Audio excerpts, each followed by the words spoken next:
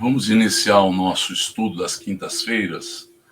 Vamos fechar os nossos olhos, elevando o pensamento até Deus, nosso Pai, rogando a Jesus, o nosso divino amigo e mestre.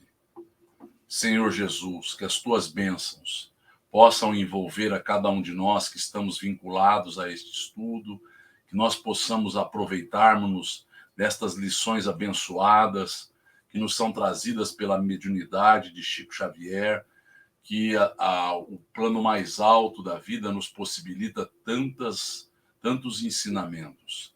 Agradecemos ao amparo da dona Emília Santos, do tio Rolandinho, da tia Bebé, do meu pai, da dona Irma Ragazzi Martins, da dona Benedita Fernandes e de tantos outros espíritos que nos amparam.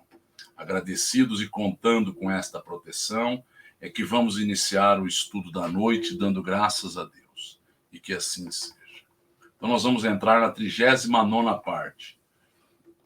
Trabalho incessante. Ao alvorecer, observei que Aniceto recebia numerosos amigos, com os quais se entendeu em particular. Informou-nos o estimado orientador, por espírito de delicadeza, que trazia consigo incumbências várias, de acordo com as instruções de Telésforo, das quais era forçoso tratar em caráter privado, não nos ocultando, todavia, o objetivo essencial que era, ao que nos disse, o combate ativo a uma grande cooperativa. Nós vamos ver. Então, vamos analisar isso daqui. Então, nós estamos no amanhecer desta casa, nós vimos que o trabalho foi intenso, não parou em nenhum minuto, apesar de o seu Isidoro e a dona Isabel saírem em excursão de aprendizado, todos ficaram trabalhando. Alguns, como nós vamos ver, não fizeram, alguns adormeceram mesmo, mas a grande quantidade de pessoas que ali estava se devotando a um trabalho junto a criaturas que foram levadas. E aí nós vemos que Telésforo havia dado incumbências a Aniceto para que ele fosse ao cenário material, e chegando no cenário material, o que ocorresse?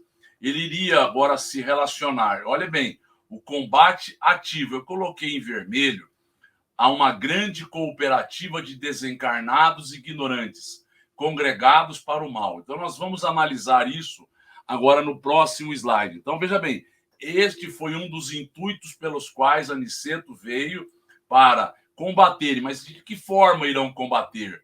Eles vão agora emitir bombas? Eles vão desfazer esses locais? Não, de forma alguma. É de uma outra forma, não apenas tentando orientá-los, não apenas tentando dar a eles possibilidades deles acordarem, como nós vamos ver, isso é normal. As pessoas estão agora envolvidas naquelas suas realidades, naquelas suas concepções, que eles vão incorporando e vão imaginando por uma fixação mental, por um auto-hipnotismo, por uma verdade que eles vão imaginando ser real. Eles vão vivendo aquele cenário como se fosse a realidade maior da vida. Enquanto ele se mantinha em conversação íntima, ouvíamos-nos, por nossa vez, outros amigos da faina espiritual, do trabalho espiritual. O dia raiava agora com soberano esplendor. Tínhamos a impressão de que a chuva da noite varrera as sombras do firmamento. Então, ele está dando um delineamento físico? Não, ele está nos mostrando que houve uma limpeza, houve uma purificação. Todo o fenômeno da natureza, ventos, chuvas, trovoadas, relâmpagos, claro que tem as razões físicas para que aquilo ocorra, mas o que ocorre é que, em termos espirituais, é feito o asseamento, a limpeza do ambiente. E, a partir daí, as sombras, não no sentido de estar noite e tornar-se dia, é no sentido não figurado aqui, é no sentido de uma limpeza ter se efetivado e, consequentemente, uma melhoria ter se estabelecido. Agora nós vamos entrar nesta cooperativa de desencarnados. Vamos analisar isso. No livro Evolução em Dois Mundos, olha o que nos fala André Luiz. nestes lugares de retificadoras inquietações, alija, retira de si o espírito endividado a carga de superfície. Olha que interessante. Isso aqui é importante que a gente compreenda. Nestes locais, tanto trevas quanto umbrais, a carga de superfície que é retirada. Não é feita uma limpeza ampla, não, é uma carga de superfície, exonerando-se dos elementos, aquelas criaturas que ali estão, exoneram-se, retiram delas os elementos que de mais envolvente degradação, que o aviltam, que o denigre, que o prejudica. Então, olha bem o que acontece. Por que é permitido esses locais existirem? Porque os iguais se buscam, primeiro. Segundo, os iguais vão criar agora uma força contrária e vão se dilapidar. O diamante dilapida o diamante, lapida o diamante. É isto. Então, é esta a importância que nós temos que entender. Estes locais existem com este objetivo.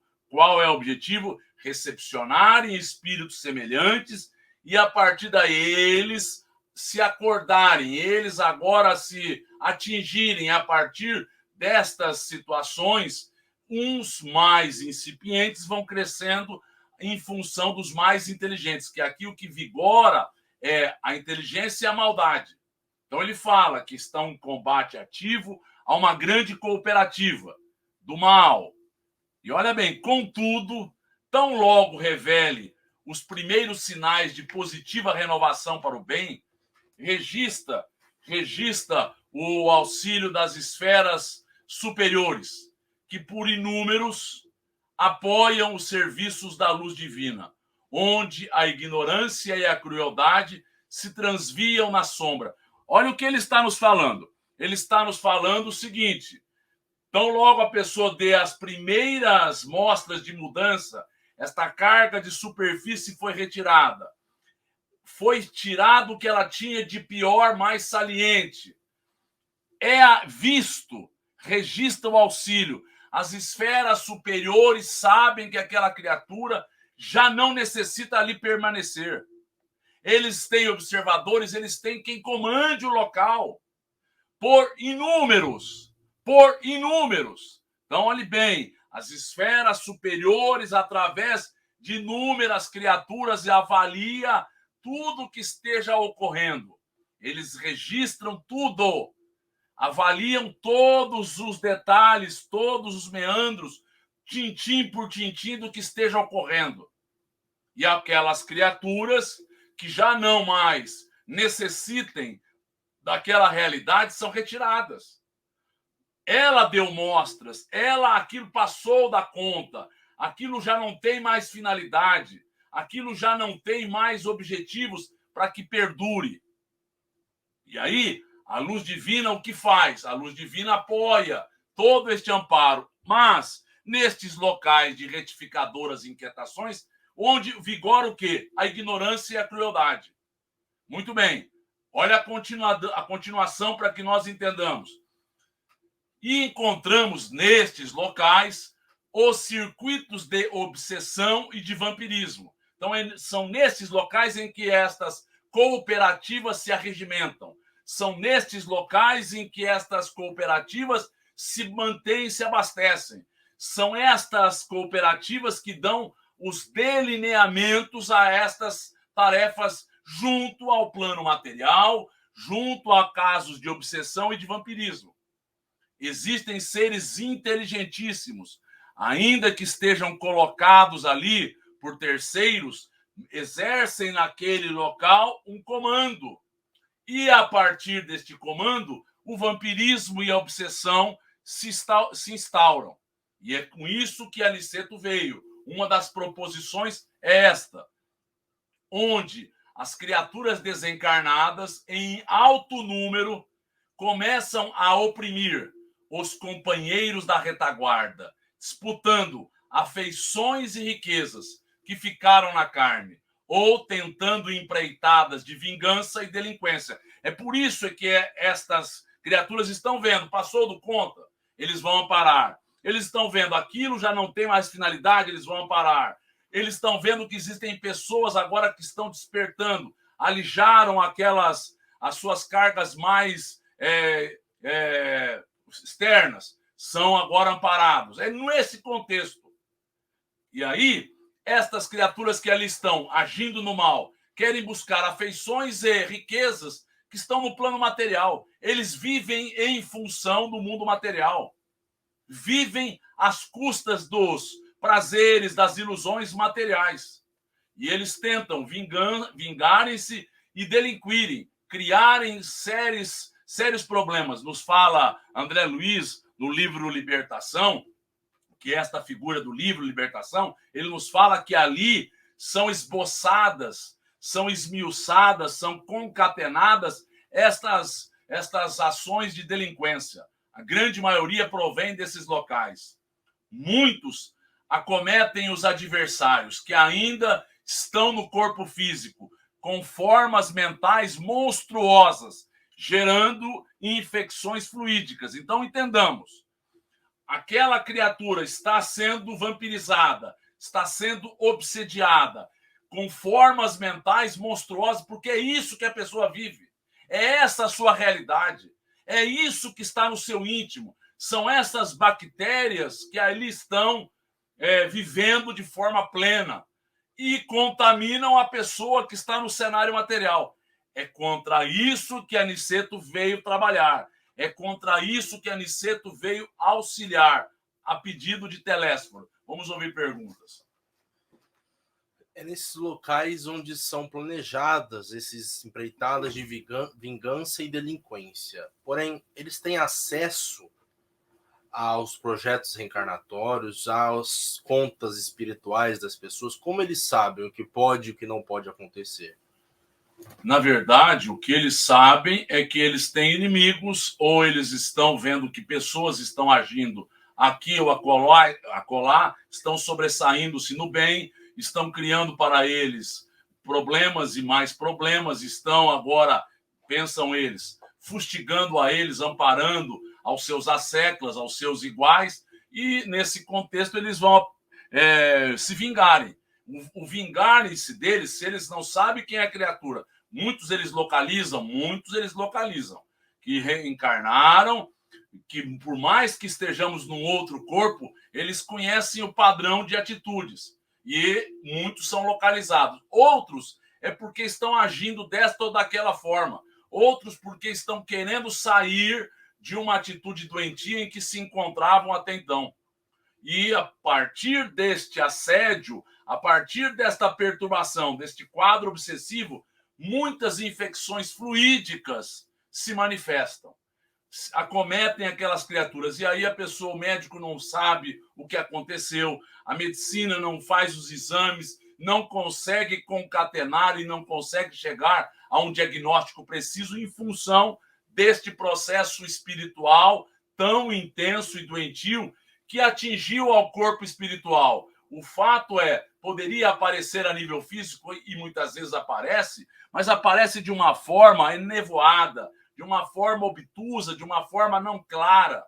E, consequentemente, eles não conseguem estabelecer um diagnóstico, um prognóstico, um tratamento e assim por diante. Então, nós estamos vendo como é que é a ação do bem, porque eles têm pessoas que registram, eles têm pessoas que denotam que aquilo está ocorrendo, eles são informados, eles são orientados para agirem, tentando dar resistência às pessoas que estão sofrendo estas injunções de forma desnecessárias, ou para dar resistência a eles superarem a estas provas difíceis, e assim o amparo se estabelece. Então, nós trouxemos aqui uma análise que nos é colocada, porque André Luiz relata que Aniceto estava nesse sentido. Então, veja bem, olha as infecções fluídicas que se fazem em função destes seres estarem envolvidos por estas bactérias. No capítulo seguinte será mais bem precisado isso. Nós vamos adentrar em detalhes, mas as pessoas ficam enlouquecidas em função de um quadro hipnótico obsessivo. E aí a espiritualidade está vendo, está dando amparo, está dando toda a retaguarda. pessoa precisa confiar, fazer por merecer e modificar padrões e comportamentos. Então, essa é uma análise importante. Nada que André Luiz nos traga não tenha razão. Vamos continuar na história. Pelo número de trabalhadores espirituais que pernoitaram na casinha humilde, reconhecia a importância daquele núcleo de serviço, tão apagado aos olhos do mundo. Então, a quantidade era muito grande de pessoas que pernoitaram, passaram ali. Existiam, então, era maior a nível espiritual, era maior. Existiam camas, existiam cadeiras de descanso, mas existia um trabalho intenso que era executado durante a noite. Não parou de entrar e sair pessoas. Então, aparentemente, aos olhos do mundo, isso era sem sentido, sem finalidade. Aos olhos espirituais, isso era de uma grandeza. Então, nós estamos entendendo o filho da dona Isabel, o quanto ele será assediado para criar uma cisânia, criar um problema. Ele vai conseguir, não vai, não. Mas ele criará problemas a ele e à família. E será de forma natural retirado se ele não entender e acordar para essa vida que está lhe chamando a novas concepções, a novos entendimentos. Uma senhora que se aproximara de nós exclamava comovida: que o Senhor recompense a nossa irmã Isabel, concedendo-lhe forças para resistir às tentações do caminho. Veja bem, quantas pessoas ali não são agradecidas, quantas pessoas não deixam no local vibrações de amor, de gratidão, pelo amparo que elas se possibilitaram, pelo trabalho que elas agora puderam executar, como nós vamos ver dessa senhora, que é muito grandioso. Olha bem, por haver descansado neste pouso de amor, então essa senhora está agradecendo, comovida. E por ela haver descansado neste pouso de amor, pude encontrar minha pobre filha, desviando-a do suicídio cruel. Como é que ela tem a certeza que a filha sairá do suicídio? Porque o amparo que foi efetivado, os mensageiros que estiveram envolvidos junto a ela, ela não tem tanta destreza espiritual, deram a ela a certeza, foi alijado da sua mente. Todos aqueles pensamentos que estavam sendo colocados, tudo aquilo que ela foi alimentando, tudo aquilo que ela foi assimilando, tudo aquilo que ela foi aceitando. Então foi retirado, foi removido. E mais, ela voltará para o cenário material. Com qual conhecimento? Ela vai sentir um bem-estar, ela vai se lembrar de um encontro, Em detalhes, nós vimos que não é possível, não é normal que isto ocorra com criaturas comuns, ainda mais aquela que esteja pensando no suicídio. E por que ela está pensando no suicídio? Vamos entender. Graças à providência divina, ela agora conseguiu desviar a filha do suicídio. Incapaz de sofrear o desejo de aprender, perguntei curioso: mas como a encontrou, minha irmã? Em sonho, respondeu a velhinha bondosa.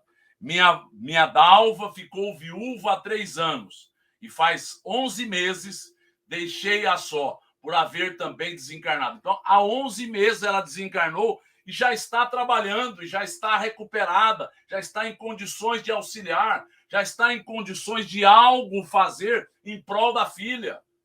E ela havia ficado viúva há 3 anos. Aqui não está o marido em jogo. Nós vamos ver as causas que levaram-na a pensar nesta saída muito infeliz, nesta uma avaliação muito materializada da vida. Mas eu vou aproveitar para que nós façamos algumas ponderações. Ela fala do sonho. E várias perguntas ou várias ilações na aula passada puderam surgir na mente de cada um de nós. Qual é a lucidez? O que é possível termos? Por que a pessoa não tem? Vamos analisar alguns fatos. Vamos lá. A pobrezinha, ela continua, não tem resistido ao sofrimento quanto devera e deixou-se empolgar por entidades maléficas que lhe tramam a ruína? Por que ela deixou-se envolver por entidades maléficas? Por que ela não resistiu ao sofrimento? E que sofrimento era esse? Embalde, ou seja, não chega aos objetivos que eu almejo, me aproximo dela durante o dia, mas com a mente engolfada em negócios e complicações materiais, não me pode sentir a influenciação. Então, o que leva ela a pensar no suicídio, primeiro é uma falácia, primeiro é uma ilusão, que a gente foge do problema, é uma visão material. Segundo, é porque a vida lhe se fez difícil, ela está viúva, ela está sem o apoio da mãe e ela está com problemas de um negócio e problemas financeiros. A partir destas injunções contrárias, ela está querendo sair do problema. Ela está querendo arrumar uma saída que, na verdade, não é saída, é um problema que vai ser acrescido àquilo que nós estamos imaginando fugir. Cresce um problema, há um outro problema e a vida vai se fazendo mais intensa e difícil. Então, é o importante de nós compreendermos, quando a vida se faz difícil, que nós façamos e tenhamos a prece como norma, que nós tenhamos a confiança no amparo, que nós tenhamos a certeza, a vida quer de nós o nosso crescimento, a nossa melhoria, que nós possamos dar um adendo ao nosso ser, que nós possamos agora nos robustecer de novos valores. E quando a mãe chegava durante o dia, que eram as horas que ela podia ir, a filha não estava com mente, com cabeça, pois as complicações e os negócios faziam com que ela ficasse muito presa a eles. E as coisas não estavam saindo a contento.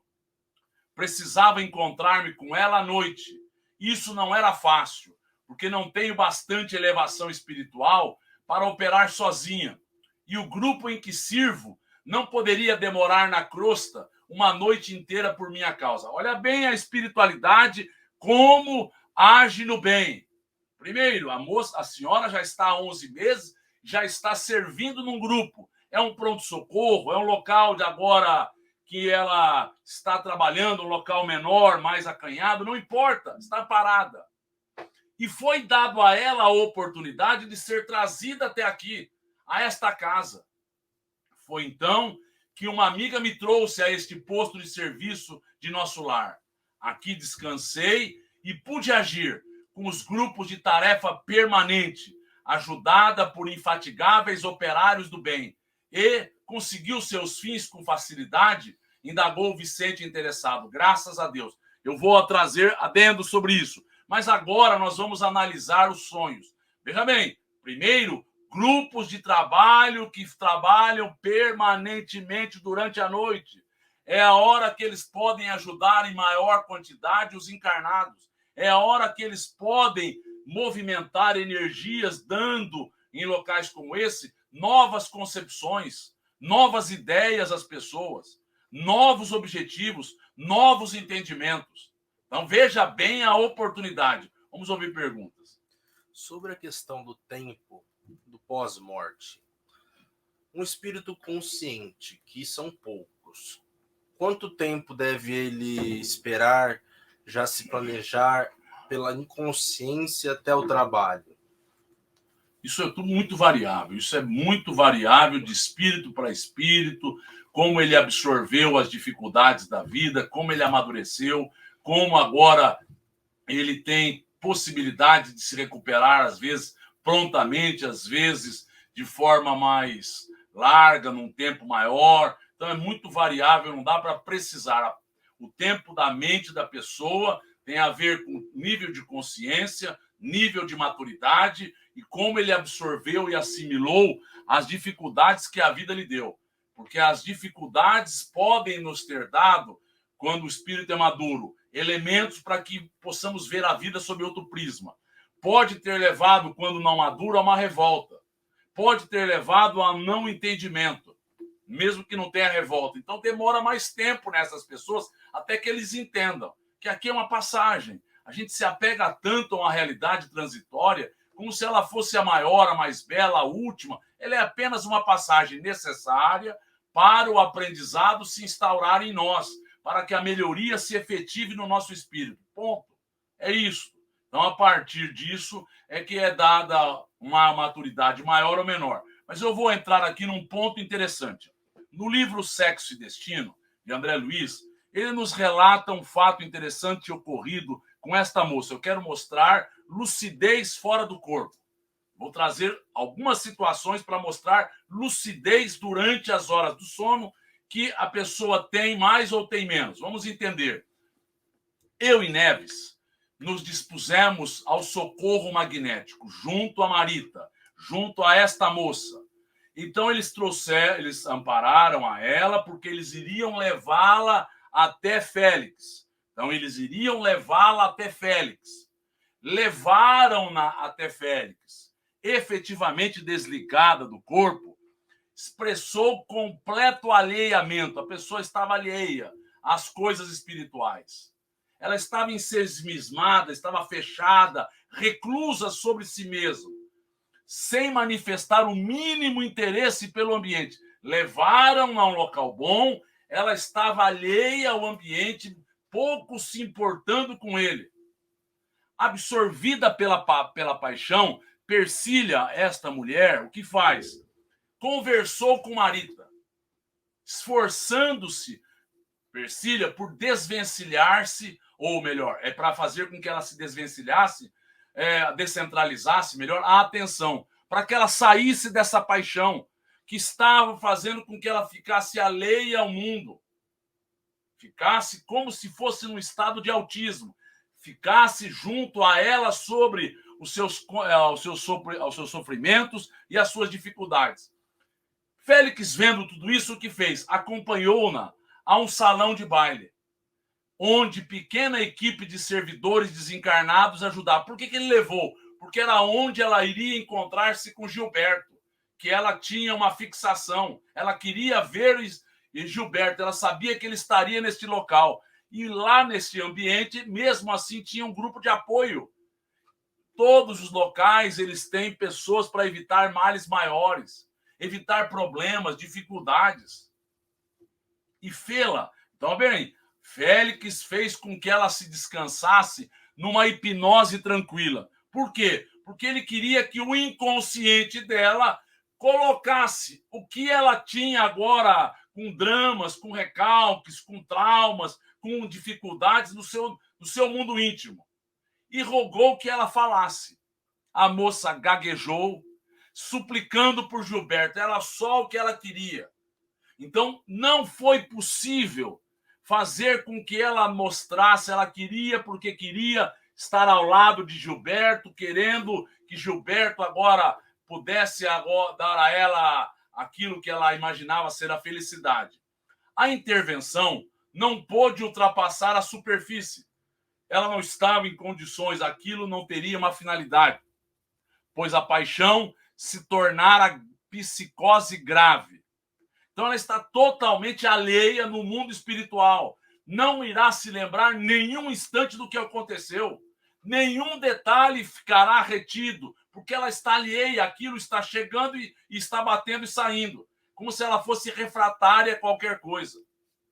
Então, esta psicose grave, onde a vítima adere gostosamente ao desequilíbrio em que se consome. Então ela está aderindo, achando que ela é a vítima da vida, que ela está sendo preterida pela irmã, e ela está se colocando como vítima da vida. Félix avaliou o socorro de uma enfermidade séria. Veja bem, para que ela pudesse ser levada à cama e, sendo levada à cama, pudesse refletir e sair desse estado. Tudo isso foi avaliado. Só que isso para mudar a mente dela, mas o corpo dela não estava habilitado para isso. Se uma enfermidade se consumasse em função de falta de comando junto ao corpo, ela iria desencarnar. Então não pôde ser feita uma dor auxílio, um problema sendo criado para que ela caísse em si. Então vejamos bem o espírito quando está alheio. O espírito, quando não sabe o que está acontecendo na vida dele, o espírito fora do corpo, dentro do corpo, está auto-hipnotizado pelas suas lamúrias, pelos seus problemas, pela sua vida. Então, vamos entender, porque é importante que a gente entenda como é que aquele espírito vai ou não receber. Tudo que é feito espiritualmente, de alguma forma, fica gravado, mas este aqui está alheio, refratário, chega e não é absorvido. Vamos agora a um outro exemplo no livro Entre a Terra e o Céu. Viajando com a rapidez do pensamento, atingimos formosa paisagem, banhada de suave luz, em que um parque imponente e acolhedor se distendia, se apresentava. Dona Antonina, então, Dona Antonina, inquiriu maravilhada. Olha bem, está lúcida fora do corpo. Por que não transformar esta excursão em transferência definitiva? Por que aquilo não ficará? Por que eu não fico aqui? Ela estava indo visitar ao filho, que havia desencarnado, uma criança, mas ela queria agora já ficar por lá. Tal a beleza em que ela está vendo. Olha a lucidez do espírito, fora do corpo. Pesa o corpo, a maneira de insuportável cruz de carne, quando conseguimos sentir a terra de longe. Então, quando ela pode ter lucidez, ela vê que o corpo pesa. É uma cruz de carne, em função de... É algo difícil para quem está lúcido. Vamos ouvir perguntas. Essa é a mesma sensação que aquelas pessoas que passam por EQM, experiência de quase morte, sentem. Quando elas veem tudo e falam que elas precisam voltar, mas elas não querem voltar. Elas ficam até chateadas para voltar ao corpo. Sim, é parecida, só que aqui vai completar para que a gente entenda. Eles tiram toda esta euforia, porque se não tirar, a pessoa não tem nem vontade mesmo de retornar. Apesar dela ter filhos outros, a vida dela é difícil, a vida dela é problemática, ela é uma mulher que acredita na reencarnação, ela está tendo uma oportunidade de redenção, ela está tendo uma possibilidade de mudança, ela teve a morte do filho em tenra idade, tudo isso, mas, olha bem, é indispensável, olha bem como fala Clarencio a ela, é indispensável louvar a oportunidade de servir, sem jamais desmerecê-la. Achamo-nos ainda distantes da redenção total e todos nós devemos abraçar a luta na carne, de modo a solver, a pagar com dignidade nossos velhos compromissos. Olha bem como a Clarencio é bem claro, dizendo o seguinte: você imaginou que aqui permaneceria? A vida está nos dando uma oportunidade de reparar erros, de nós nos redimirmos perante a nossa própria consciência, de nós nos redimirmos perante o planeta e os outros. Quem diz que seriam felizes? A outra senhora não está tão lúcida, mas ela está lúcida. Mas quem está dizendo que vocês seriam felizes? Os filhos chamariam vocês que ficaram na carne, a vida iria mostrar a vocês quantas oportunidades foram deixadas. Nossa amiga, pergunta a André Luiza Clarencio, poderá guardar positivas recordações? Ela vai lembrar-se do encontro com o filho. Ela vai se lembrar neste encontro aqui. Raros espíritos estão habilitados a viver na Terra com as visões da vida eterna. Raros espíritos não renunciam à vida material. Raros espíritos indo a locais bons. Por quê? Porque a partir daí, se eu estou vendo um local em que eu fui, eu quero ficar lá. Mas eu tenho responsabilidade, eu tenho entendimento, eu entendi que eu preciso reparar a mim mesmo. A penumbra é o clima necessário aos nossos espíritos. Então, por isso que nós não temos tanta lucidez fora do corpo. Porque o nosso espírito não tem estrutura espiritual, não tem maturidade. Então, imaginemos, Eurípides Barçanufo ia aqui e acolá, Chico Xavier ia aqui e acolá, não apenas desdobrado, durante a noite, sabia o que havia ocorrido, apesar de ele ter sonos breves. Apesar disso, é importante essa reflexão para que compreendamos. A espiritualidade sabe se houve ou não uma assimilação, se houve ou não um aproveitamento daquele encontro espiritual. Eu trouxe aqui um outro adendo interessante. Sonhos, que são encontros espirituais, ocorreram, por exemplo, com Kardec, e foi um sonho profético. Kardec viu uma reunião de indivíduos que conversavam entre eles. E em um muro, ele viu uma inscrição, e a inscrição estava com letras brilhantes. E estava com brilhantes como fogo. Olha o que estava escrito agora no muro. Descobrimos que a borracha rolada sob a roda faz uma légua em 10 minutos. Ele vai relatar esse sonho ao Dr. Demur, que está no outro lado da vida. E o Dr. Demur pede alguns dias para responder a ele. E o Dr. Demur diz que são efetivamente estes encontros espirituais entre aqueles sábios que vão levar ao descobrimento, à melhoria do planeta. Esse sonho ele teve em 1866. Dunlop vai a partir do seu netinho, 22 anos depois, fazer com que o quadriciclo dele, o velocípede dele, coloque borracha. E depois ele coloca na bicicleta. E depois ele vai fazer isso em carros. Ou seja, isso 22 anos depois chegou ao cenário material. Os encontros já eram efetivados há um tempo antes. Isso é que ocorre em todos os descobrimentos. Isso é que ocorre em todas as oportunidades, mas o espírito tem que ter lucidez. Vamos ouvir perguntas. Sabemos que existe um certo preparo para o sono material, para um bom sono material, ou seja, não usar celular, luz azul, barulho, temperatura mais amena. Essas todas as condições influenciam no espírito, no que ele vai fazer, no que ele pode buscar ou não?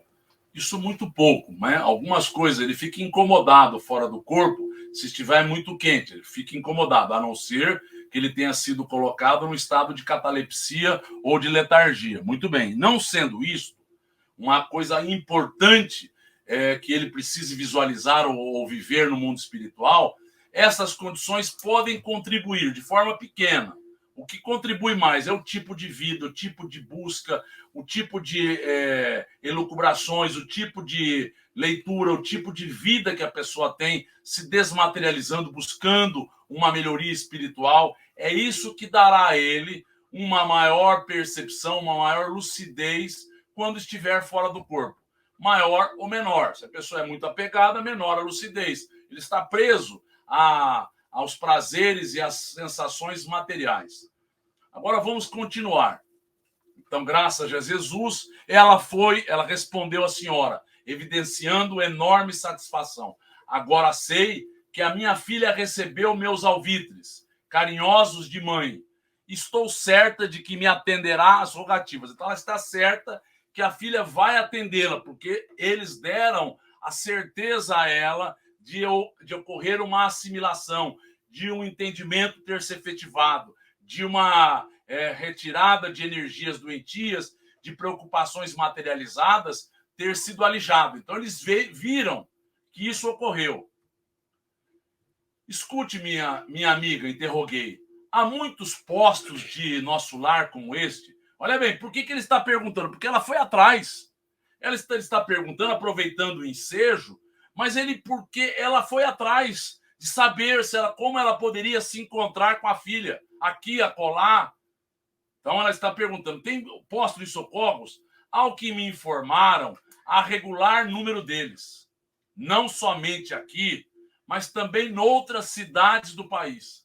Então, no Rio de Janeiro, São Paulo, em todas as cidades em que existam células de religiosidade, de espiritualidade, de doutrina espírita, de coisas de auxílio ao próximo, isso pode ocorrer. E ocorre em maior ou menor sustentação, de maior ou menor agora intensidade no trabalho. Mas, então, em outras cidades existem, além de numerosas oficinas que representam outras colônias espirituais. entre as criaturas corporificadas na Terra. Eu trouxe esse slide porque aqui é uma casa que apoiou a colônia Legião de Maria.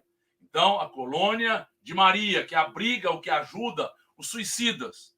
Então, esta casa, inclusive a bandeira, ficou ligada àquela casa, sabendo ou dando às pessoas que ali estavam, espiritualmente, fora do corpo, aqueles desencarnados que ali chegavam, que ali era amparada por estes trabalhadores, lanceiros de Maria, trabalhadores de Maria, trabalhadores do Hospital de Maria de Nazaré e assim por diante. Então, existem locais como este. Então, de várias origens, de várias colônias.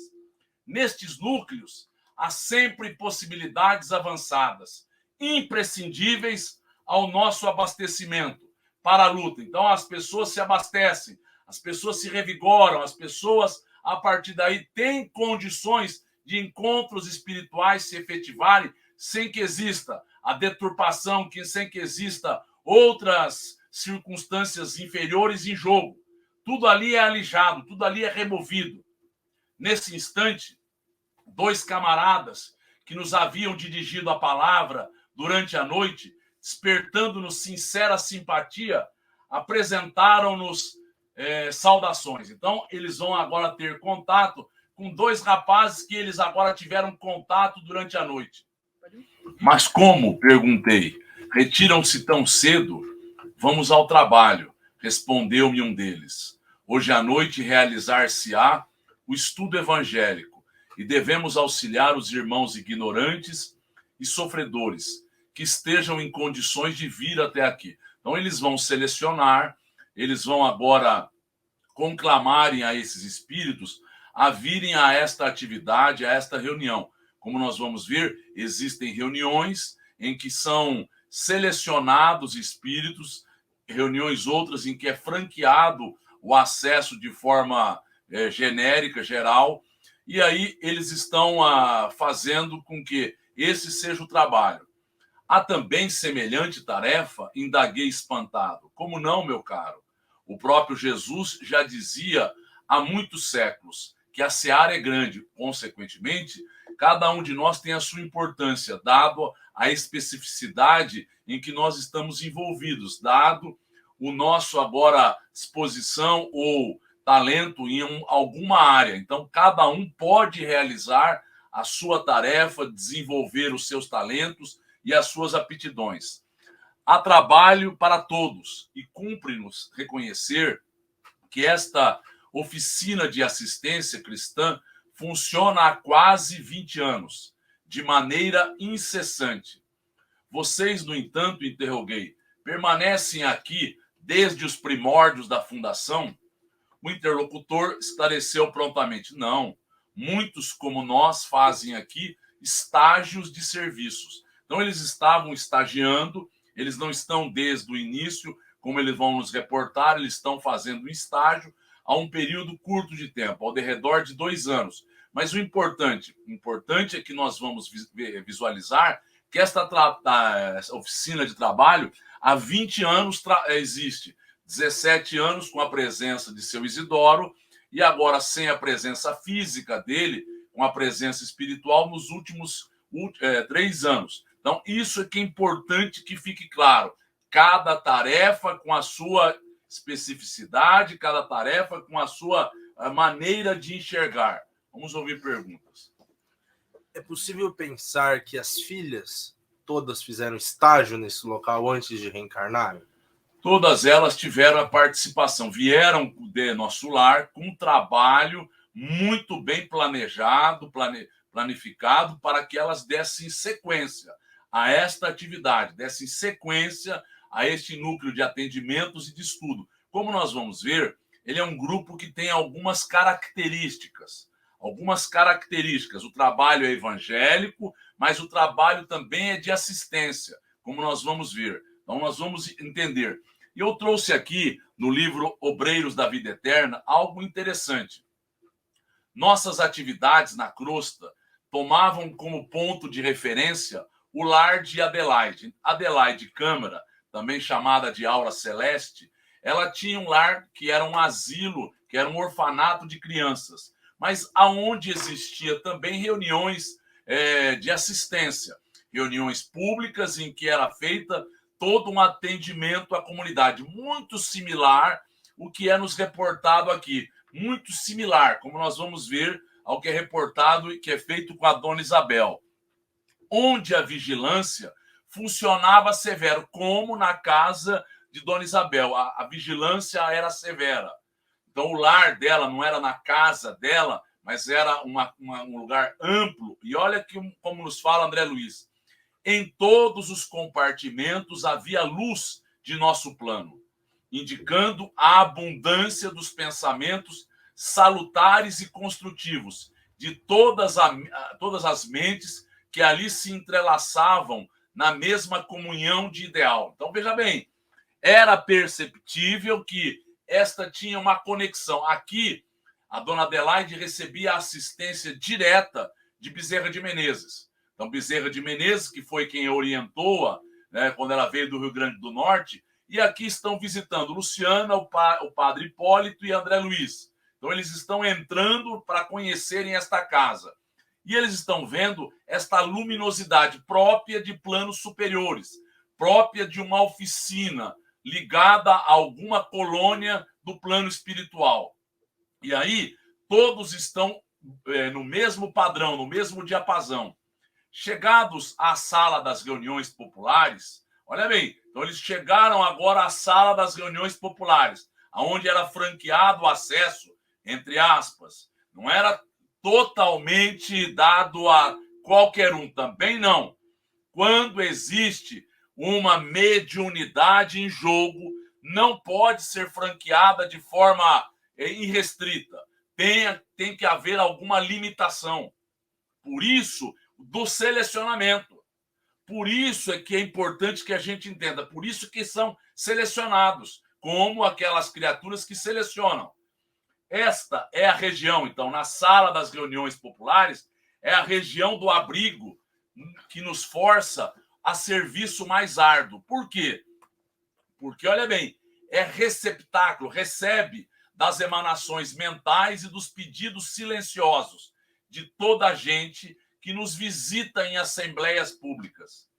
Somos obrigados, depois de cada sessão, a minuciosas atividades de limpeza. Olha que preocupação, porque o pensamento, o desejo, tudo aquilo que é feito de forma agora implícita ou silenciosa, o que acarreta? Acarreta uma sujidade, acarreta a partir daí emanações mentais que são inferiores e, consequentemente, precisam ser limpos. Olha como é que ele nos relata. Como sabem, os pensamentos exercem vigoroso contágio e faz-se imprescindível isolar os prestimosos colaboradores.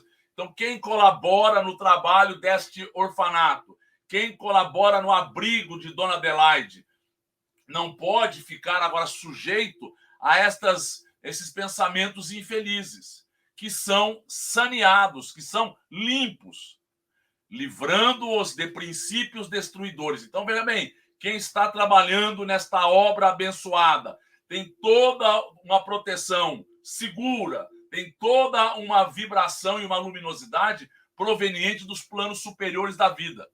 Então, é similar ao que ocorre no lar da Dona Isabel, o que ocorre neste local de atendimentos. Então, nós precisamos fazer ilações para compreendermos.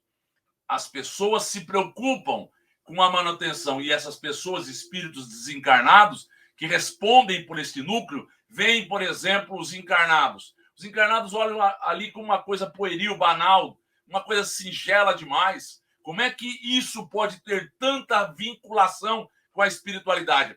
Foi esta a ponderação que André Luiz fez. Ou seja, é um simples orfanato, tanto amparo, tantas pessoas aqui abrigadas, tantas pessoas, não se vê em nenhum compartimento deste local, espíritos inferiores, vibrações inferiores.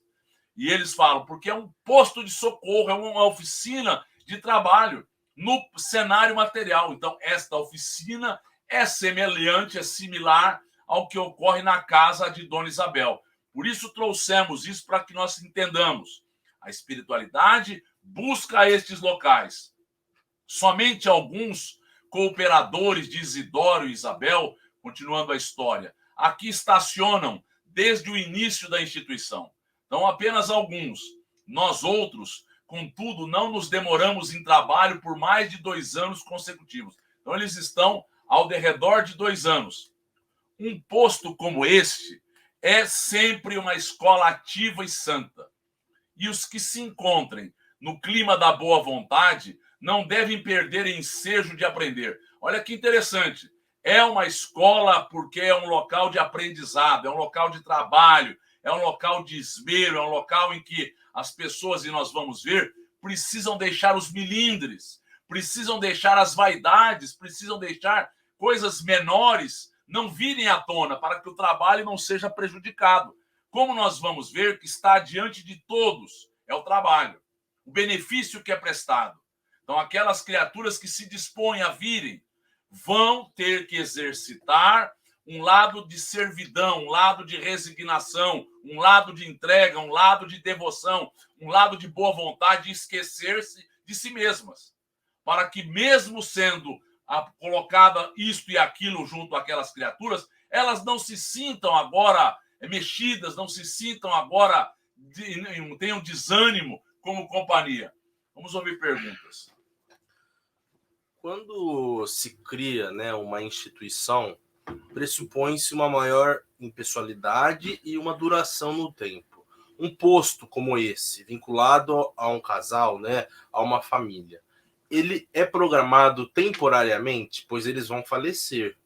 Não é temporariamente, não. É feito para que aquilo perdure, para que aquilo tenha continuidade, que aquilo possa se tornar até um centro espírita adiante. Então, tudo foi visto. As etapas, as fases, as pessoas, quem viria em auxílio, quem eram as pessoas que dariam continuidade. Então, tudo foi muito bem delineado e não é para que seja por um tempo.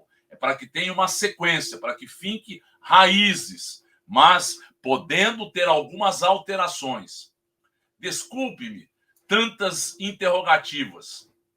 Tornei, mas estimaria saber se vocês são os únicos com as atribuições de recrutar os que ignoram e sofrem para a instrução e o consolo. Então, ele quis saber se eles eram apenas um daqueles que faziam, eram apenas eles. Não, e o Delgardo e eu somos auxiliares apenas de alguns quarteirões no centro urbano.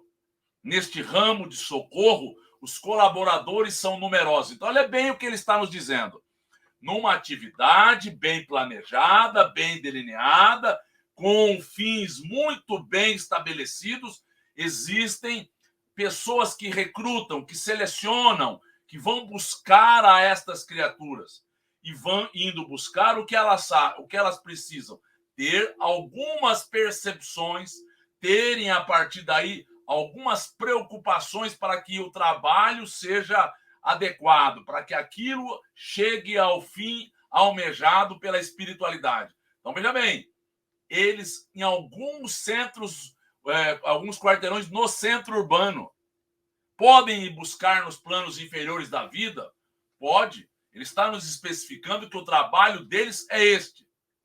O trabalho é este, mas qual é o tipo de pessoas que podem ser trazidas? Então, esta é a preocupação.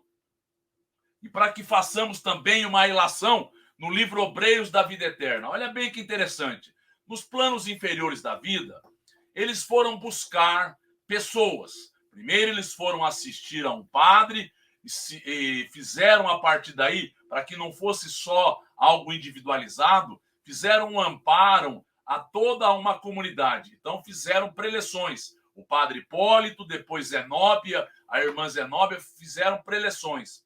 Após estas preleções que foram feitas, muitos se diziam querendo a mudança. Então, muitos espíritos se apresentaram como querendo a mudança. Eles foram em um número de pessoas para fazerem as preleções, para fazerem os atendimentos. Mas os que comandavam o local começaram a arremessar bolas de substância negra e setas que eram detidas por redes de elevada potência magnética. Então, os espíritos agora recalcitrantes, os espíritos que comandavam esta localidade, o que fizeram? Fizeram todo um artifício para que o amparo não se fizesse. Entre aqueles que estavam falando e aqueles que estavam recebendo agora as orientações, foi aberto um fosso, que o grupo de assistência fez com que houvesse uma ponte, para que eles pudessem vir. E o que eles fizeram? Além de arremessarem estas bolas e estas setas, eles se posicionaram na entrada dessa ponte.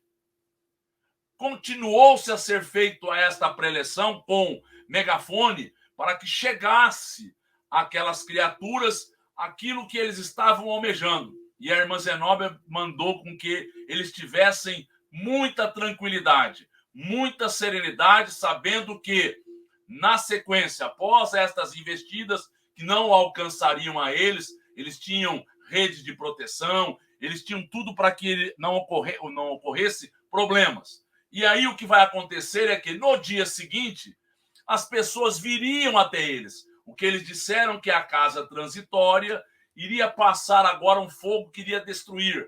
Estavam convocando a todos eles. Temos determinação para receber todos os sofredores. Eu estou dizendo, mostrando como é que é feita a seleção para entrar aqui, para entrar acolá, para esse tipo de reunião, para esse tipo de atendimento. Então, todos poderiam vir, todos os sofredores que se apresentarem renovados. E aqueles que fariam a seleção disseram, mas como? Como é que nós vamos saber? Eles apresentarão círculos luminosos, característicos em torno de si mesmos. Concentrem suas forças mentais que vocês irão visualizar. Aqueles que estiverem arrependidos, aqueles que estiverem objetivando mudanças, aqueles que isso for sincero, o desejo de melhorias, o círculo luminoso irá se fazer. Os outros, os impenitentes e mentirosos, sistemáticos, ainda que pronunciem palavras comovedoras ou comovedoras palavras, nuvens de trevas lhes cercam a mente. E aí eles não poderão ser agora abrigados, auxiliados, recepcionados, pois eles não estão fazendo com sinceridade. A palavra pode mostrar uma coisa quando o coração e agora a aura e as vibrações mostram outras. Então é por isso que a pessoa tem que ser treinada para esse tipo de trabalho. Tem que se ser colocada em aqueles que passam por cursos, por preparações, para visualizarem o que é e o que não é possível, o que é e não é almejado, o que é esperado e o que não é esperado. Muito bem. A essa altura, um dos irmãos, que me parecia integrar o corpo de orientação da casa, aproximou-se e falou ao nosso interlocutor de maneira especial. Vieira, recomendo a você e ao Idelgardo a melhor observância do nosso critério doutrinário. Que vocês se lembrem o que vocês estão fazendo, aonde vocês pleiteiam chegar, qual é o objetivo da casa. Ele está fazendo uma admoestação, ele está fazendo um apontamento caridoso, ele está mostrando que não podemos deixar os melindres atrapalharem, atravancarem aquilo que viemos realizar. Ou seja, o que é mais importante, o coletivo, o que é mais importante, o trabalho que será feito nesta casa, o auxílio que será feito nesta casa, e não pequenas vaidades se sobressaírem, pequenas vaidades sendo colocadas e prejudicando ao local. Então, vocês observem qual é o nosso critério doutrinário, o que nós esperamos destas criaturas, qual é o objetivo desta reunião. Será inútil trazerem até aqui entidades vagabundas ou de má fé. Ele está falando com qual sentido? Entidades ociosas, entidades que não estejam almejando uma melhoria. Então, este tipo de reunião é uma reunião que tem um componente mediúnico. Não é, portanto, uma reunião franqueada. É uma reunião que ocorrerá uma orientação evangélica, mas ocorrerá também uma receita, uma orientação espiritual. Consequentemente, esta reunião não pode trazer ou suscitar a vinda desses espíritos. Eles não podem adentrar, obedecendo aos alvitres de simpatia pessoal. Não é porque eu tenho simpatia por esta ou por aquela criatura que eu posso trazê-lo. Eu tenho que olhar o coletivo, eu tenho que olhar o objetivo da casa, eu tenho que entender o que nós estamos almejando, o que nós estamos buscando, qual é a finalidade dessa reunião. Não podemos perder tempo com espíritos escarninhos e ociosos, nem com aqueles que se aproximam de nossa tenda alimentando certas intenções de natureza inferior. Então, olha bem, eles não é o objetivo dessa reunião lidarem com espíritos ociosos, lidarem com espíritos gozadores, espíritos que querem levar a vida de uma forma sem comprometimento, sem responsabilidade. Não é para eles essa reunião. Não é para eles. Não sendo para eles, que vocês não tragam a estas criaturas. Não faltarão providências de Jesus para essa gente. Em outra parte, lembrem-se disso. Então, olha o que ele está nos dizendo. Em outro tipo de reunião, isso é possível. Em outro tipo de reunião, isso é algo franqueado. Então, que nós entendamos, quando existe um componente mediúnico, nós temos que ter outras preocupações, como nós vamos ver em outros capítulos deste livro. Por quê? Porque precisa ter um asseamento espiritual. Tem que ter um objetivo espiritual. Precisa chegar a uma situação. Não é falta de caridade, é compreensão do dever. Então, muitas pessoas podem dizer, mas não é falta de caridade? Não! É falta de objetivo, é falta de delineamento, é falta de entendimento. Esta reunião tem este objetivo. Esta reunião é para isto, que nós assistamos a isto, que nós entendamos a isto, para que nós não criemos problemas a nós. Então, é importante a compreensão do dever. O que eu faço? Por que eu faço aquilo? Qual é o objetivo desta reunião? Então, essa compreensão do dever é fundamental para que nós possamos ter o êxito esperado pela espiritualidade. Temos um programa de trabalho muito sério no capítulo da evangelização e do socorro. É isso. Então, eles vão evangelizar as criaturas que ali chegam, e eles vão evangelizar aos espíritos que ali cheguem, e vão socorrer aos desencarnados e aos encarnados. É um trabalho junto a esta comunidade que tem este componente. Imaginemos que esta reunião fosse uma reunião apenas de evangelização, como eu vou mostrar adiante. Se fosse isso, era outra reunião, eram outros objetivos, outro programa de trabalho. Então, o que acontece é que existe um delineamento proveniente do mais alto. O Espírito sabe, aqueles que trabalham vão entender. Tem passe? Tem passe. Tem receitas? Tem receitas.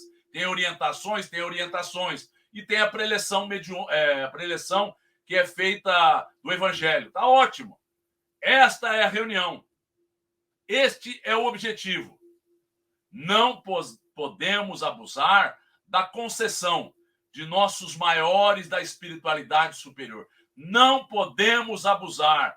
A espiritualidade nos concedeu uma linha mestra, nos concedeu agora um objetivo, nos concedeu a partir daí todo um delineamento que deveremos seguir à risca, para que cumpramos com aquilo que foi adredemente estabelecido. Então é isso. Será que eu estou atendendo o que a espiritualidade almeja? Será que eu estou atendendo aquilo que foi planejado? Será que eu estou efetivamente cumprindo com o meu dever? Será que eu entendi o que a vida pede de cada um de nós? É isto. Quem aceita um compromisso não vive sem contas. É isso que a pessoa tem que entender. Eu aceitei. Por que eu aceito um compromisso?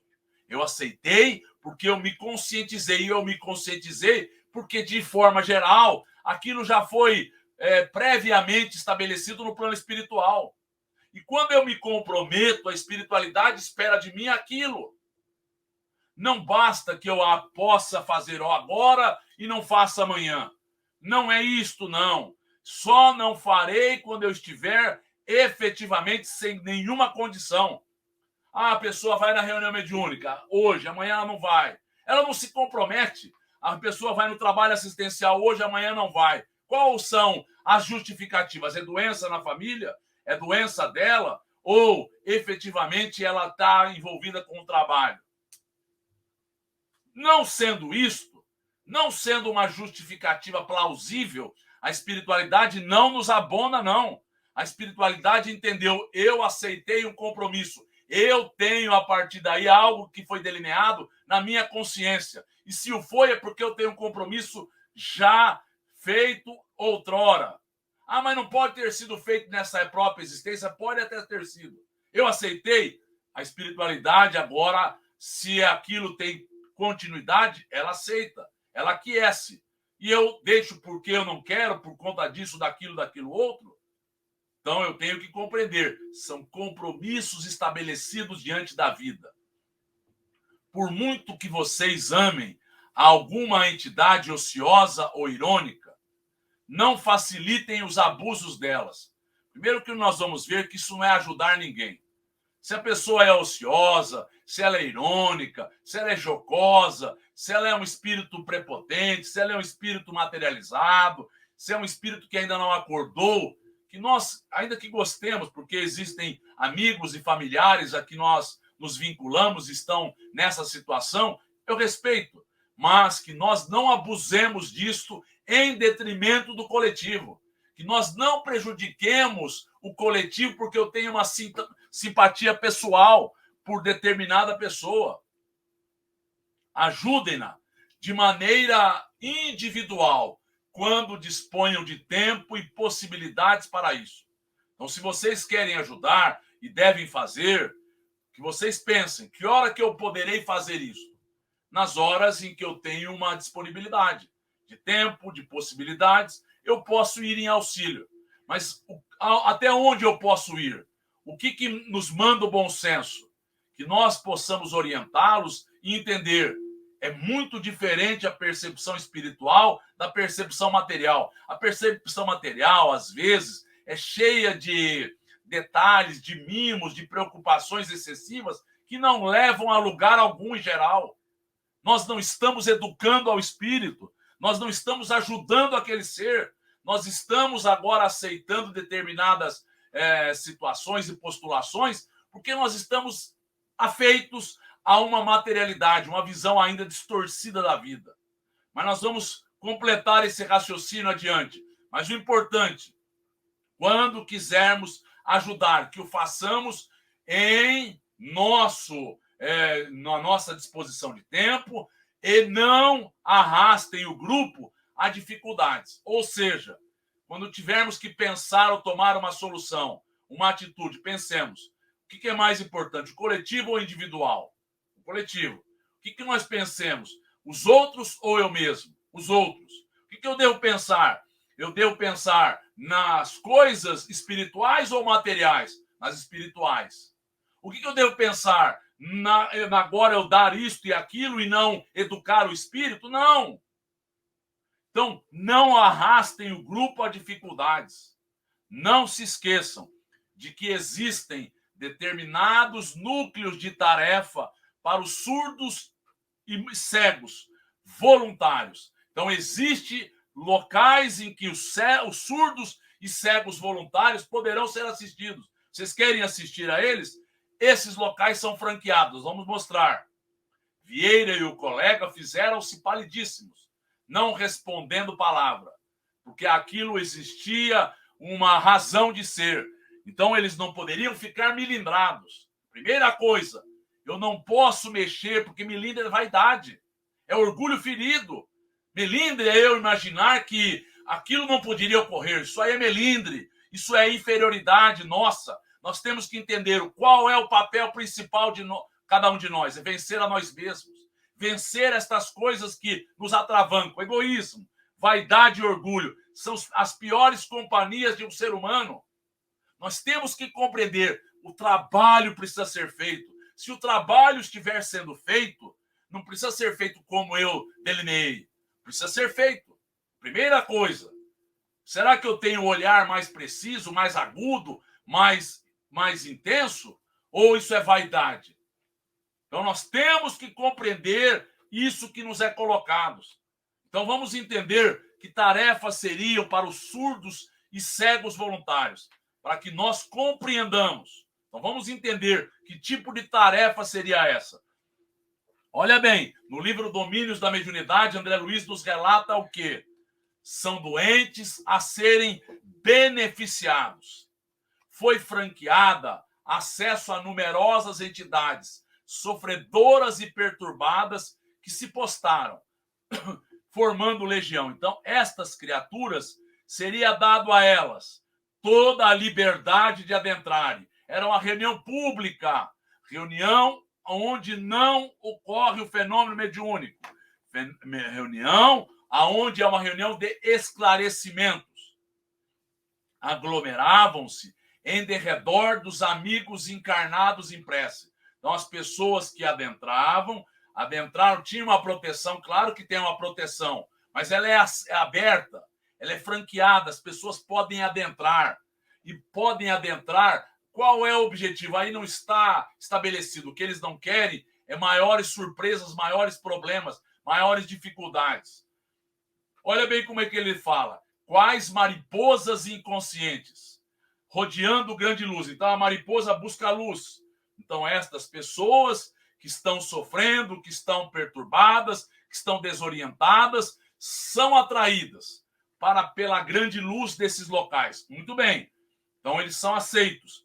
Vinham bulhentas, barulhentas, logo que atingidas pelas emanações espirituais do grupo, emudeciam de pronto. Ou seja, as pessoas que vêm num tom de respeito, na maneira agora profunda da prece, agora de uma maneira mais agradável nas suas reflexões, faz com que ocorresse um silenciamento. Então, elas adentraram, mas o que precisa ser compreendido?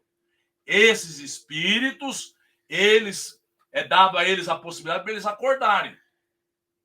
São almas em turvação mental. Então, estes irmãos são agora atraídos ou podem adentrarem. O que eles fazem muitas vezes? Eles querem, nós estamos vendo essa parte escura aqui, hipnotizando. Eles não entram e ficam hipnotizando. E às vezes entram e ficam hipnotizando também. Ah, mas quer dizer que o sono numa reunião mediúnica, em geral, significa isso? Em geral, sim. Ah, mas eu posso estar cansado? Até posso estar cansado. Mas quando se trata de assuntos espirituais, lembremos-nos, a nossa mente tem que estar ativa, a nossa mente tem que estar buscando coisas melhores, a nossa mente tem que estar atenta. Quando se fala de coisas materiais, o cansaço pode vir. Mas aí, em geral, não vem. Aí a pessoa está acesa, concentrada, está muito bem aprumada, muito bem concatenada nas suas ponderações. Quando se trata de uma coisa que precisa maior profundidade, maior agora ilações, maiores reflexões, vem o cansaço. Proveniente do que mesmo? Do desinteresse íntimo, que faz com que a espiritualidade inferior possa utilizar-se da hipnose, levando a pessoa ao sono. Então foi permitido que ele adentrasse. Mas em adentrando, aquele espírito vai fazer com que o encarnado muitas vezes fique desconectado, outras vezes fique agora desanimado, outras vezes fique em sono. Então vamos entender estas almas em turvações mentais que acompanham parentes, amigos ou desafetos. Então existe uma finalidade. Quem é que é trazido a esta reunião? É trazido por conta de amigos, de desafetos ou de espíritos a quais elas estão ligadas. Algumas rebeladas fogem dos templos de oração. Algumas ficam rebeldes, afinal de contas, aquele que ele está ligado, acoplado, perturbando, obsediando, se beneficiando de alguma forma que ele imagina, é deixado desta vinculação, desse circuito obsessivo se estabelecer. E nos fala André Luiz, nesse mesmo livro, que os oradores são verdadeiros eletricistas, desconectando o encarnado do desencarnado. Porque se o encarnado, a partir daí, fica vívido, fica concentrado, fica interessado, a desconexão se estabelece. Se o espírito inferior não quiser aprender. Então, veja bem, e que se desligam deles quando os encarnados se deixam renovar. Então, muitas vezes ficam desligados. Vamos ver perguntas. Nessa questão das reuniões públicas, pode o palestrante agir como doutrinador? Ele é um doutrinador. Ele é um doutrinador. E o próprio André Luiz, nesse livro, Os Mensageiros, ele vai chamar aquele que faz as preleções, o senhor Bentes, de um doutrinador. E a pessoa pode e deve chamar os familiares que estão ao lado, deve chamar a atenção do outro, para que ele acorde, para que ele agora veja outras coisas, para que ele perceba, para que ele busque novos ideais da sua cabeça. O desinteresse é dele, proveniente do quê? Da falta de conexão com as coisas superiores ou de vinculações com esses espíritos que hipnotizam. Então as pessoas ficam dormindo. Ah, mas o orador não pode apresentar a temática de uma forma mais didática? Pode. Podemos colaborar, devemos colaborar com tudo que é possível. Mas lembremos-nos que parte daquelas criaturas que ali estão, este interesse. Então, veja bem, quando os encarnados se deixam renovar, ocorre o quê? Um desplugamento. Algumas rebeladas fogem dos templos de oração, detestando-lhes temporariamente o serviço, ou seja, querem, a partir daí, armar, olha bem, e armando novas perseguições às suas vítimas. Então, para o local e para as vítimas. O local, muitas vezes, que assistiu, que atendeu, que mudou o padrão, o diapasão daquele que ele tinha ele sugava, vampirizava energias. Então, ele fica, às vezes, querendo prejudicar o local, querendo acompanhar pessoas para levar agora a desídia, o desentendimento, o problema. Muito bem. Mas ele fica agora querendo armar novas perseguições que estavam junto às suas vítimas que estavam saindo de conexão. Outras demoram-se no local, famintas de maior esclarecimento. Por que eu trouxe isso? Eu trouxe para mostrar. Esta é uma reunião franqueada, aberta a todo tipo de pessoas. Esse tipo de reunião pública de esclarecimentos, é aberta no âmbito material e no âmbito espiritual. Voltemos agora ao livro. Quando o orientador se afastou sereno e ativo, Vieira explicou desapontado: infelizmente, Hildegardo e eu temos alguns parentes desencarnados em dolorosas condições espirituais. Olhe bem, o espírito entendeu, o espírito não está agora melindrado, o espírito está agora entendendo o que está sendo colocado e qual a finalidade. Na reunião passada, trouxemos meu tio Hilário e o primo Carlos, embora soubéssemos que ambos não se encontram preparados para reflexões sérias, pelo desrespeito às leis divinas em que se movimentam nos ambientes inferiores. Então vamos entender.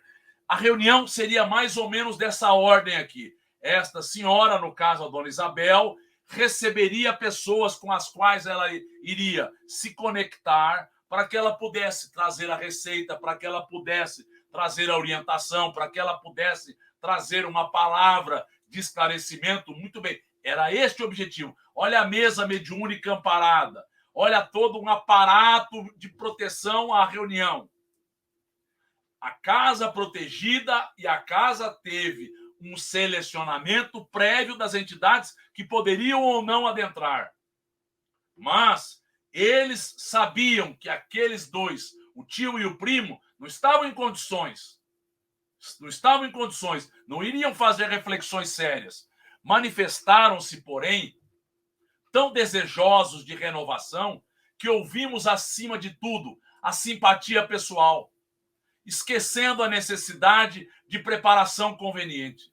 Então a gente se esqueceu, a gente ficou agora imaginando que aquilo fosse real. Eles não foram preparados para olhar, foram preparados para olhar, como eu mostrei.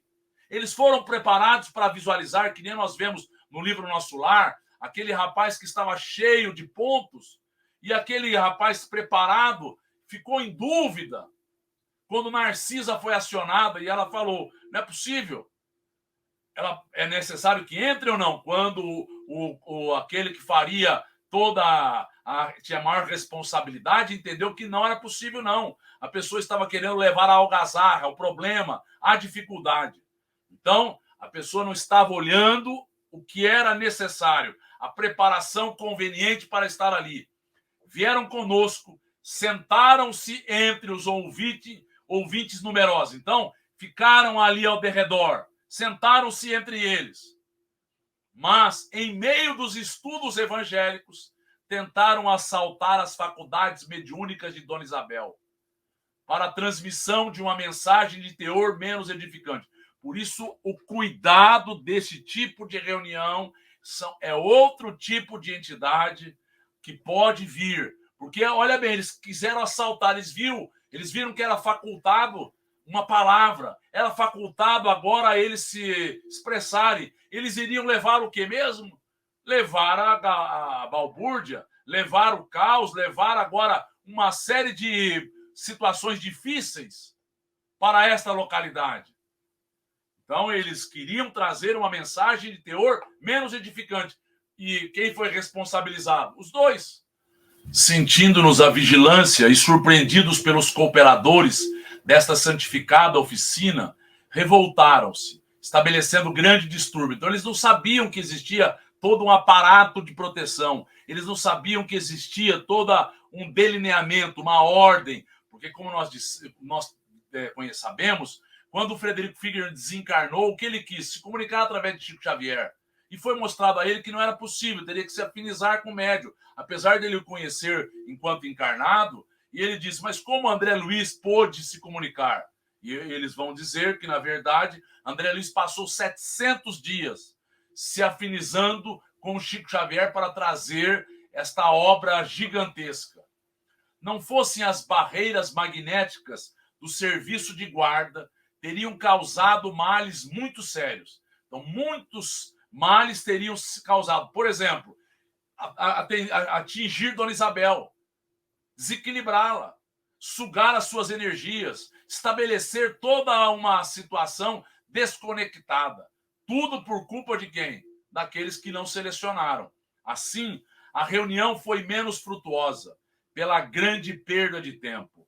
Ora, naturalmente, fomos responsabilizados. Então, é um aprendizado para Vicente e André Luiz, que estão ali conversando com o Idelgardo e com o Carlos. Estão vendo com esses dois que eles estão. Meu Deus, exclamou Vicente admirado. Quanta lição nova. Ah, sim, meu amigo, tornou Vieira resignado. Aqui não devemos abusar tanto do amor como no círculo carnal. Ninguém está impedido de ajudar, querer bem, interceder. Todos podemos auxiliar os que amamos, com os recursos que nos sejam próprios. Mas a palavra dever tem uma significação positiva para quem deseja caminhar sinceramente para Deus. Então, o dever está acima de uma simpatia pessoal. O dever, o comprometimento, a responsabilidade está acima de qualquer coisas menores. Porque o dever é coletivo. Então, vamos entender com André Luiz para que a gente conclua o estudo. Olha o que nos fala André Luiz, de forma muito interessante, no livro Evolução em Dois Mundos. Importante reconhecer que, à medida que se nos dilata o afastamento da animalidade, quase absoluta, para a integração com a humanidade, o amor assume dimensões mais elevadas, tanto para os que se verticalizam na virtude, como os que se horizontalizam na inteligência. A pessoa poderá dizer, mas o que ele está dizendo aqui? Ele está dizendo da sexualidade. Ele está dizendo que aí é a força que um dia tornar-se-á a força do amor. Pleno, robusto, para que isso se faça, nós temos que coibir, nós temos que dilatar este potencial, disciplinando a nossa animalidade. Então, o instinto vai se tornar uma inteligência raciocinada, onde a animalidade e o pensamento vão direcionando, e a razão, o dever, a responsabilidade, o raciocínio vão tomando outro corpo, para que a gente se integre com a humanidade, para que a gente aprenda a discernir, a sublimar, até que um dia a gente chegue a um estágio de angelitude. Mas vamos entender André Luiz nos falando. Nos primeiros, cujos sentimentos se alteiam para as esferas superiores, o amor se ilumina e purifica, mas ainda é instinto sexual nos mais nobres aspectos, humanizando-se as forças com que se afina em radiante ascensão para Deus. Ainda é instinto sexual. Nos segundos, cujas emoções se complicam, o amor se requinta, transubstanciando-se o instinto sexual em constante exigência de satisfação imoderada do eu. Os primeiros aprendem a amar. Então vamos entender, nós temos que compreender, nós vamos disciplinar a nós ou não vamos? Tudo parte daí, tudo parte desta energia, tudo são estágios que nós um dia vamos entender, os estágios do amor. O amor egoísta é aquele que busca para os seus, para si mesmo. É um amor que deriva, que se corrompe nas sensações. Então, é na satisfação do eu, porque eu quero agradar, porque eu quero ser visto, porque eu quero ser conclamado, porque eu quero agora ser requestado, porque eu quero ser reconhecido. Então, isso é o egoísmo. É um amor doente ainda, mas é o nosso estágio, que a gente tem que aprender a discipliná-lo. Os primeiros aprendem a amar com Deus.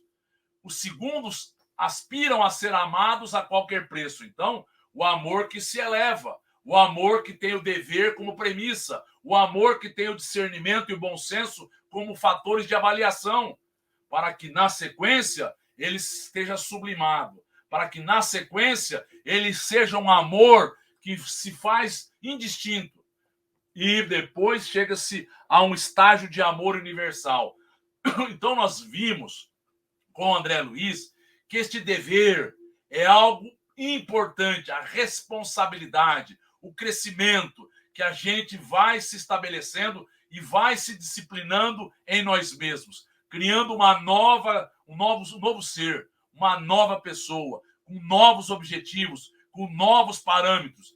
Todas as vezes que nós aceitamos, aquecemos um compromisso, existem contas a pagar, existem espíritos benfeitores que esperam de nós, e existem espíritos inferiores que querem que nós possamos agora deixar aquele trabalho, porque aquilo nos levou a outras motivações, a outros objetivos e a outros padrões. Nós pensemos e agradeçamos o que André Luiz nos traz, algo grandioso, belíssimo.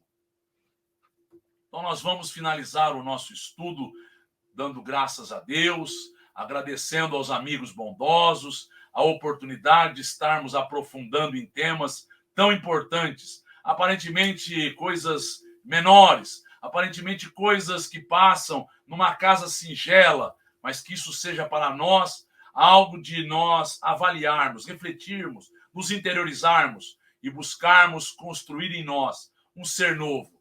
Que as tuas bênçãos, Senhor, possam estar com cada um de nós e que este amparo chegue aos nossos íntimos, nos trazendo a paz e o equilíbrio. E assim, confiantes, agradecidos, finalizamos o estudo dando graças a Deus. E que assim seja.